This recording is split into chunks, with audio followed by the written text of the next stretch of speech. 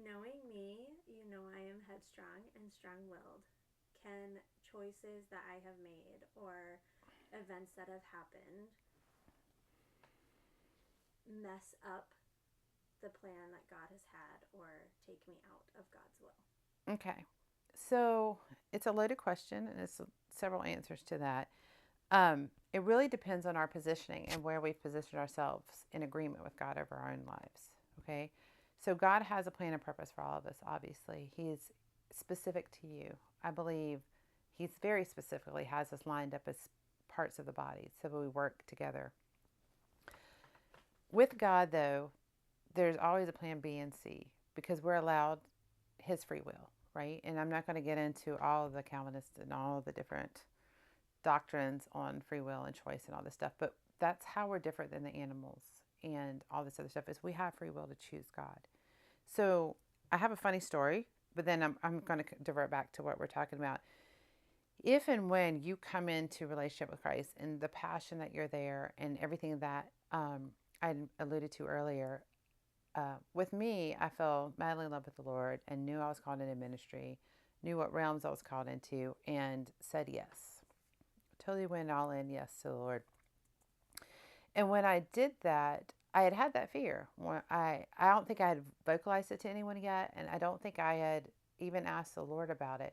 But I genuinely had a concern at one point because of my fullness of personality and character and determination that could I make choices or could I make things that would not be God's plan or His ideal for my life and for my will? Could I and my will be stronger than what I've agreed to God's will in His life? And I was in a church service, and this may be far fetched for some people, but it absolutely is true. Thank God there's no video footage of it because they were live videoing that night.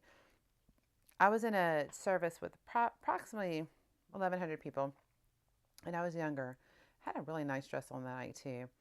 And I happened to be positioned next to one of the video cameras right in the center near the floor by the Holy Spirit because I knew people on the camera, so I think they would have gotten a lot of kicks and giggles out of filming me looking a fool. So I was worshiping the Lord and just caught away with Him and just in a passionate place with the Lord. And I remember at that point, my heart spoke out and said, God, I don't want to miss you. I just don't want to miss what I see it. It's bigger than me. I don't want to miss it.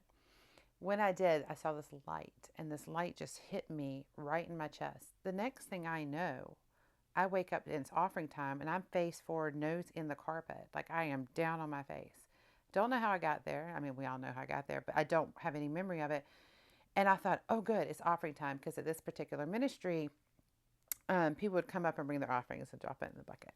So I'm like, okay, I can scoot up real quick and scoot back to my seat and just look like I'm going with the flow, because everybody's coming up, people are moving. It's not obvious in front of 1,100 people when you're out in the big altar space. Yeah.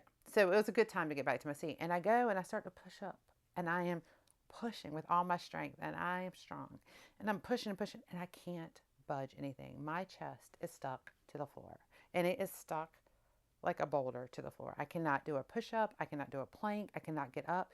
So now I start to get frustrated. And I'm super frustrated. At this point, I have forgotten that I am in a active church service with 1,100 people. At this point, I am in tunnel vision. I am isolated in my own little world, and I am ticked off that I'm stuck to the floor. And so I remember pushing my hands down and like trying to roll. I even tried, I'm in a full dress with like heels, and I'm trying to pull my knees up under my midsection to push off the floor. I'm using leverage now. We're using every source and thing I can to get off the floor. I couldn't move. Now, little did I realize the speaker who happened to know me couldn't see me either because the way the podium was up high enough and my angle. But there in the tape, there's rolls of laughter that will just like go through part of the audience. Well, obviously, I'm entertaining because the people who have knowledge realize the woman is stuck to the floor. She can't get off the floor, and she's trying really hard to get off the floor. Well, thankfully, there was enough wisdom in the leadership and things like this that nobody tried to come and help me because nobody could have gotten me off that floor. I was stuck. I was good and stuck. So they just left me. They didn't care. And so I don't know how much time passed at that point, and I went through almost like all the stages of grief. So I was super angry. And then I got super sad. I'm like, Mom, won't you let me off the floor? And I'm crying out to God. I'm like, please let me up. I just want to go back to my seat. And I'm just weeping and crying out to the Lord. And I go through a series of sadness.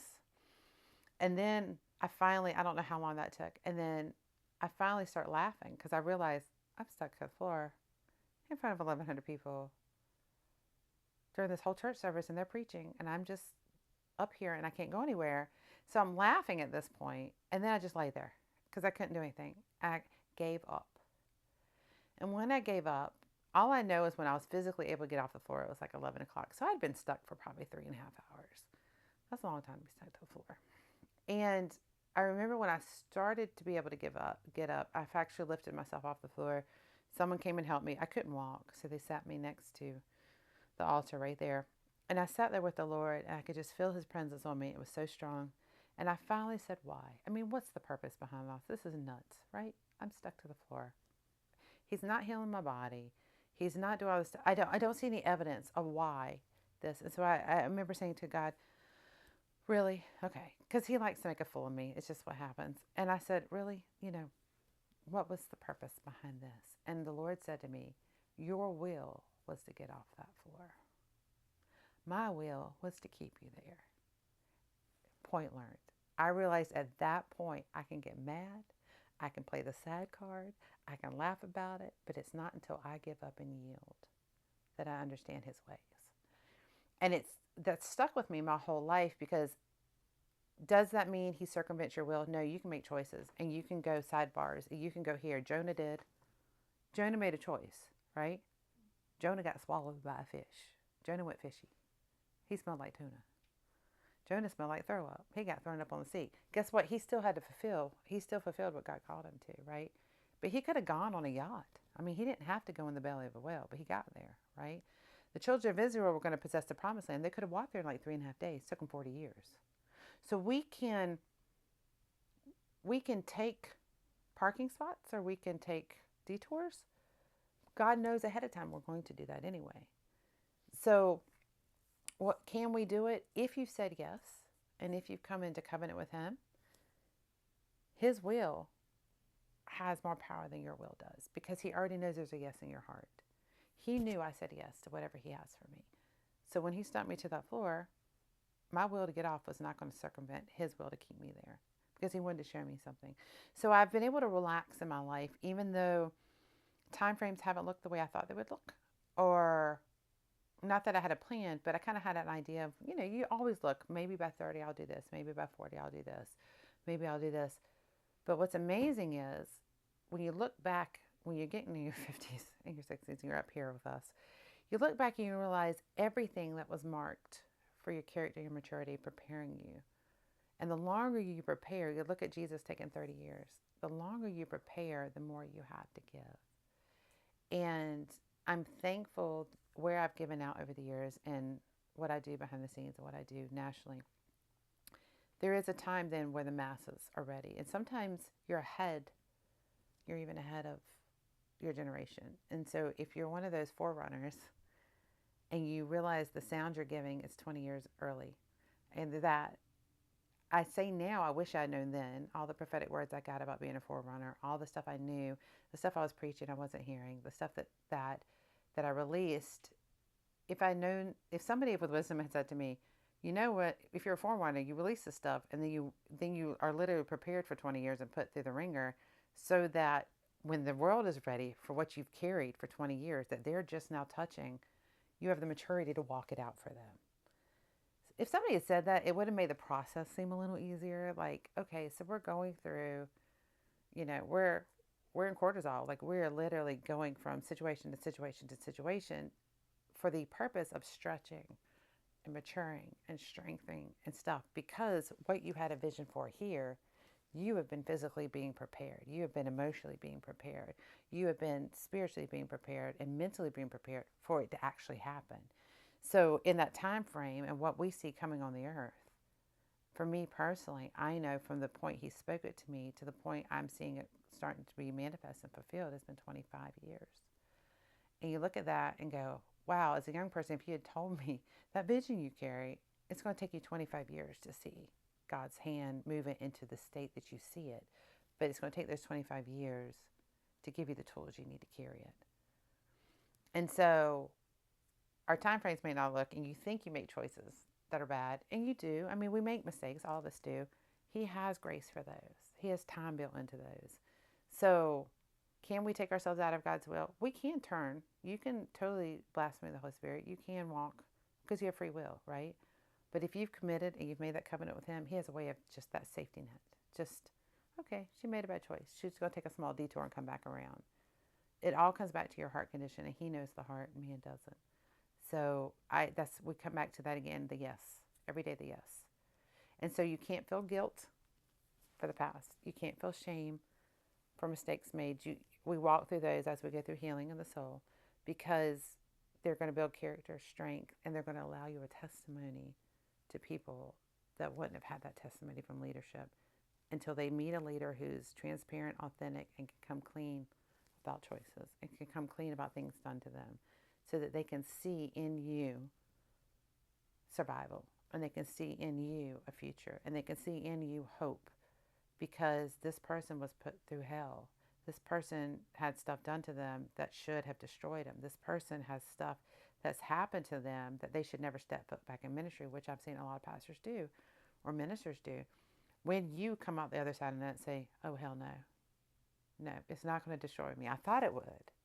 But I came alongside an image bearer again that reminded me of my DNA. And I'm going to fight for it. So when you make that decision to do that, you're not just walking that tunnel out for yourself.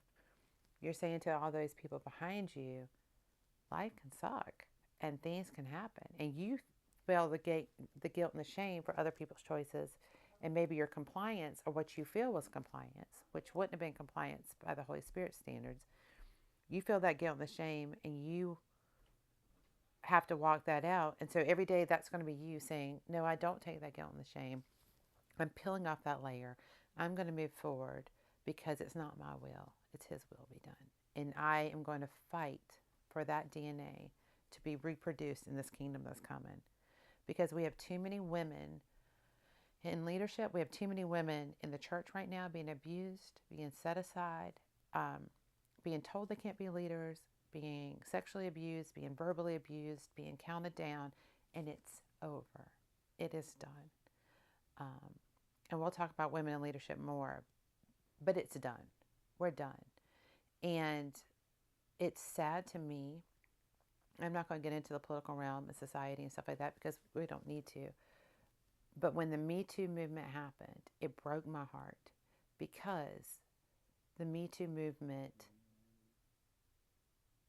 preempted what should have been the Me Too movement in the church. The church should have been the leader in exposing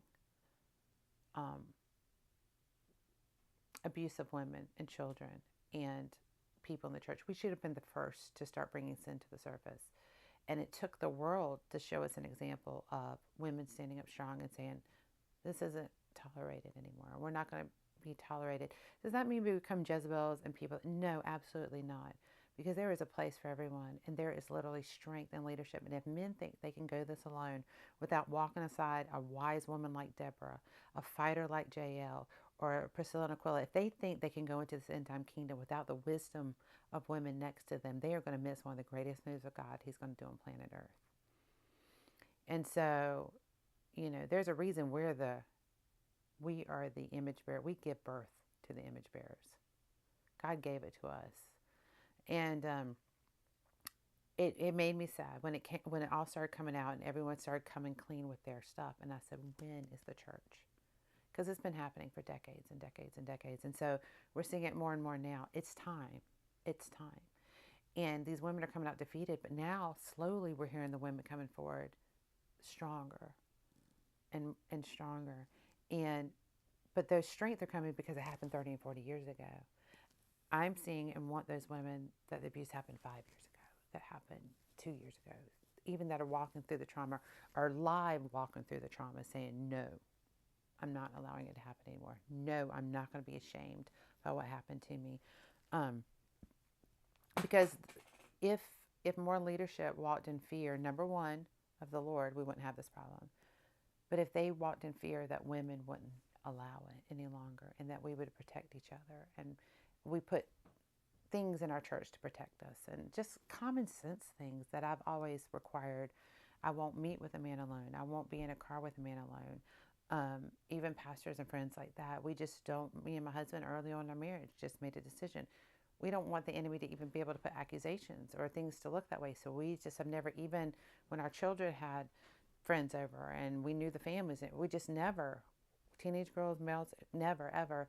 And when I meet with pastors, especially male pastors, the door has to be open. There has to be a window there. I will not do anything in private. And the day somebody wants to meet with you in private is not willing to have that thing open, again, I deal with deep issues and hard stuff, you walk away. And women need to realize it's okay to speak up. And I want to empower women to say, I'm respected enough that I want to protect myself and then protect other women. And that doesn't mean we're at war. It just means we know how to set boundaries and we know how to protect ourselves and to take care of other people. And I think